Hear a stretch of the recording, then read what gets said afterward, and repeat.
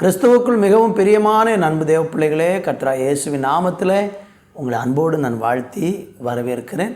இந்த நாளில் நம்ம எல்லாரும் சேர்ந்து ஒரு அருமையான பாடலை பாடி நம்முடைய ஆண்டவரை துதிக்கப் போகிறோம். இயேசு கிறிஸ்துவனுடைய இரத்தத்தினாலே நமக்கு எவ்வளோ பெரிய விடுதலை, எவ்வளோ பெரிய வெற்றி உண்டு என்பதை உணர்த்தும் வண்ணமாக தேவனை பாடி அந்த இரத்த கோட்டைகளை நம்ம எல்லாரும் மறைந்து தேவனை துதிப்போம்.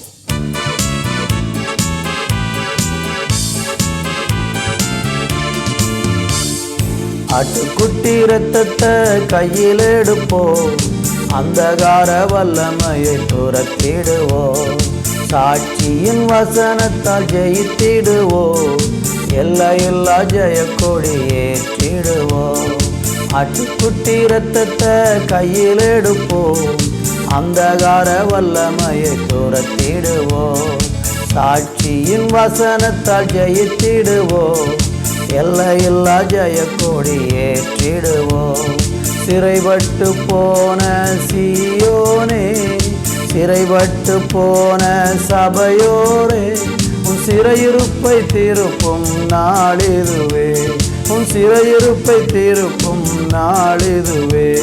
இரத்தமே இரத்தமே இயேசு கிறிஸ்துவின் இரத்தமே, இரத்தமே இரத்தமே இயேசு கிறிஸ்துவின் இரத்தமே, விலையேறப்பெற்ற இரத்தமே, விலையேறப்பெற்ற இரத்தமே. ஆட்டுக்குட்டி இரத்தத்தை கையில் எடுப்போம், அந்தகார வல்லமையை துரத்திடுவோம், சாட்சியின் வசனத்தால் ஜெயித்திடுவோம், எல்லையில்லா ஜெயக்கொடி ஏற்றிடுவோம். உமது ஜனங்களும் மகிழ்ந்திருக்க திரும்பவும் உயிர்ப்பித்து மகிழ்ச்சியாக்கும், உமது ஜனங்களும் மகிழ்ந்திருக்க திரும்பவும் உயிர்ப்பித்து மகிழ்ச்சியாக்கும். இரட்சண்ய சந்தோஷத்தால் நிரப்பி, இரட்சண்ய சந்தோஷத்தால் நிரப்பி, ஆவியின் நிறைவை திரும்ப தாரும், ஆவியின் நிறைவை திரும்ப தரும். இரத்தமே இரத்தமே இயேசு கிறிஸ்துவின் இரத்தமே, இரத்தமே இரத்தமே இயேசு கிறிஸ்துவின் இரத்தமே, விலையேறப்பெற்ற இரத்தமே, விலையேறப்பெற்ற இரத்தமே. ஆட்டுக்குட்டி இரத்தத்தை கையில் எடுப்போம், அந்தகார வல்லமையை துரத்திடுவோம், சாட்சியின் வசனத்தால் ஜெயித்திடுவோம், எல்லையில்லா ஜெயக்கொடி ஏற்றிடுவோம். ஆட்டுக்குட்டி இரத்தத்தை கையில் எடுப்போம், அந்தகார வல்லமையை துரத்திடுவோம், சாட்சியின் வசனத்தால் ஜெயித்திடுவோம், எல்லையில்லா ஜெயக்கொடி ஏற்றிடுவோம். ஆண்டவரே உம்மை துதிக்கிறோம் அப்பா, பரிசுத்த ஆவியானவரே உம்மை துதிக்கிறோம். இயேசு கிறிஸ்துவுடைய இரத்தத்தினால எங்களுக்கு தேவன் பரலோகத்திலே இந்த பூலோகத்திலே ஆண்டவரே ஸ்தோத்திரம், சத்துருக்களுக்கு முன்பாக வைத்திருக்கிற உம்முடைய வெளியேறப்பெற்ற விடுதலைக்காக உமக்கு நாங்கள் கோடி நன்றி செலுத்தி மகிமைப்படுத்துகிறோம். இந்த நாளை எங்களுக்கு ஆசீர்வதித்துக் கொடும். ஒவ்வொருவரும் இயேசுவின் இரத்தத்து கோட்டைக்குள்ளே மறைந்து பாதுகாக்கப்பட்டு ஆசீர்வதிக்கப்பட கிருபை செய்யும். ஆசீர்வதித்தருளும். இயேசுவின் நாமத்தில் செபிக்கிறோம் நல்ல பிதாவே, ஆமேன் ஆமேன். யாத்ராம புஸ்தகம் 12ஆம் அதிகாரம் 13வது வசனத்தை வாசிக்கிறேன். நீங்கள் இருக்கும் வீடுகளில் அந்த இரத்தம் உங்களுக்காக அடையாளமாக இருக்கும். அந்த இரத்தத்தை நான் கண்டு உங்களை கடந்து போவேன். நான் எகிப்து தேசத்தை அழிக்கும்போது அழிக்கும் வாதை உங்களுக்குள்ளே வராதிருக்கும். அருமையான தேவனுடைய பிள்ளைகளே, வாசித்து கேட்ட இந்த வேத பகுதி ரொம்ப ரொம்ப முக்கியத்துவம் வாய்ந்த ஒரு வேத பகுதி. அருமையான கர்த்தருடைய பிள்ளைகளே, வாசிக்கும் பொழுது இங்கே இஸ்ரவேல் ஜனங்களுக்கு ஆண்டவர் சொன்ன ஒரு அருமையான வார்த்தையை பார்க்கிறோம். இஸ்ரவேல் ஜனங்களுக்கு கர்த்தர் என்ன சொன்னார்? அவங்க எகிப்து தேசத்திலிருந்து, பார்வோனுடைய அடிமைத்தனத்திலிருந்து அவங்க விடுதலையாகி வாக்குத்தத்த தேசமாகிய கானானுக்கு பயணமாய் வந்து கொண்டிருக்கிறாங்க. அப்படி பயணம் புறப்படுவதற்கு முன்பதாக பார்வோன் இந்த ஜனங்களை விடாதபடிக்கு அவனுடைய இருதயத்தை தேவனே கடினமாக்கினார் என்று நம்ம பார்க்கிறோம். அப்படி கடினமாக்கின பார்வோன் இந்த ஜனங்களை எப்படியாகிலும் போக விடாமல் தடுக்க வேண்டும் என்று பல காரியங்களை செய்தான்.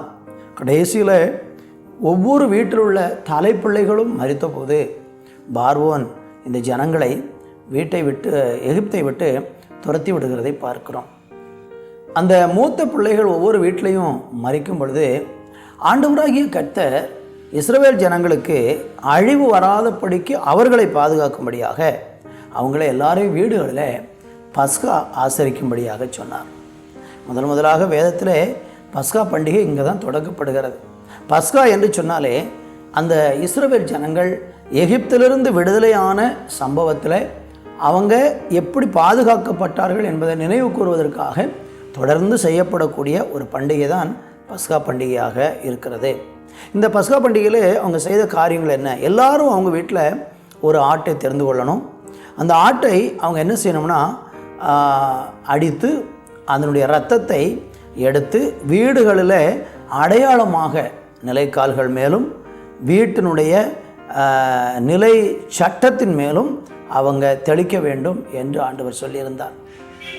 அப்படி நீங்கள் இரத்தத்தை உங்கள் வீட்டினுடைய நிலைக்கால்கள் மேலும் நிலை சட்டத்தின் மேலும் நீங்கள் தெளிக்கும் பொழுது இந்த வாதை அந்த தேசத்துக்குள் எகிப்துக்குள்ளே வரும்போது எந்தெந்த வீட்டின் மேலெல்லாம் அந்த இரத்தம் காணப்படுகிறதோ அந்த வீட்டையெல்லாம் ஆண்டவராகிய தேவன் அழிக்காதபடிக்கு அந்த வாதை அவங்களை விட்டு நீங்கி போகும் என்று ஆண்டவராகிய தேவன் சொன்னார். இதன்படி இஸ்ரவேல் ஜனங்கள் செய்தார்கள். அவங்க எல்லாருமே காக்கப்பட்டு அவங்க வீடுகளில் மரணம் என்பதே நடக்கவில்லை. அதுபோலத்தான் இன்றைக்கும் புதிய ஏற்பாட்டில் வாழக்கூடிய நமக்கு பஸ்கா ஆட்டுக்குட்டியாகிய இயேசு கிறிஸ்து சிலுவையில் நமக்காக மரித்ததினால அந்த ஆண்டவராகிய இயேசு கிறிஸ்துவனுடைய இரத்தம் யாருடைய உள்ளத்தையெல்லாம் கழுகியிருக்கிறதோ, யாருடைய உள்ளத்தையெல்லாம் துடைத்திருக்கிறதோ, யாரெல்லாம் இயேசுவை கடவுளாக ஏற்றுக்கொண்டு அப்படி இரத்தத்தினால கழுகப்பட்டிருக்கிறாங்களோ அவர்களை இந்த உலகத்தில் எந்த ஒரு தீங்கும் அணுகாமல் தேவன் அவர்களை பாதுகாப்பார். குறிப்பாக பிசாசு எந்த விதத்திலும் தேவனுடைய பிள்ளைகளை தொட முடியாது.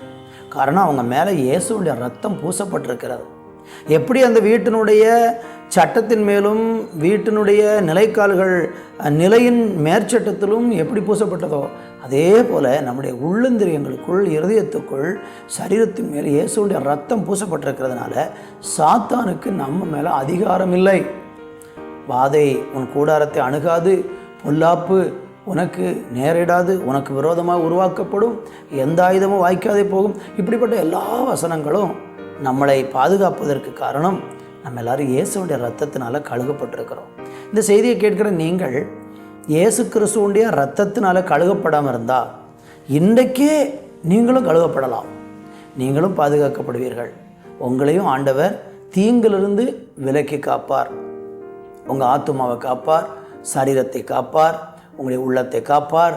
நமக்குண்டான எல்லாவற்றையும் அந்த இரத்த கோட்டைக்குள் ஆண்டவர் பாதுகாப்பார். எனவே இன்றைக்கு நீங்களும் அந்த இரத்த கோட்டைக்குள் வந்து விடுங்கள்.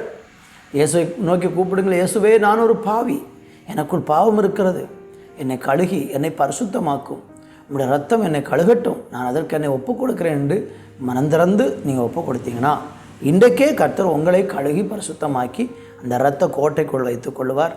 எந்த தீங்கும் அணுகாமல் நீங்களும் பாதுகாப்பாக இந்த உலகத்திலே வாழ்ந்து நித்தியத்தில் தேவனோடு சந்தோஷப்படலாம்.